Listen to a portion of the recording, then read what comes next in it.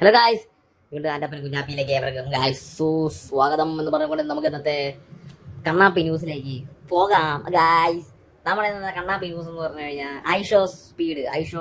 ഐഷോ മൊണ്ണ നിങ്ങൾക്ക് എന്തുകൊണ്ട് പറയാം.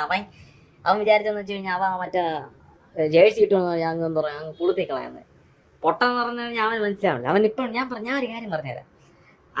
സ്പീഡ് ജേഴ്സി ഇടുന്നതല്ല കുഴപ്പം, സ്പീഡാണ് കുഴപ്പം. ഓക്കെ, സ്പീഡിന്റെ ജേഴ്സി അല്ല എന്താ പറയുക കേഴ്സ്ഡ് ആയിട്ടുള്ളത്. ജേഴ്സി ശാപം, സ്പീഡിന്റെ ജേഴ്സി ശാപമല്ല ഇത്. സ്പീഡ്, നീ എന്ന വ്യക്തിയാണ് ശാപം.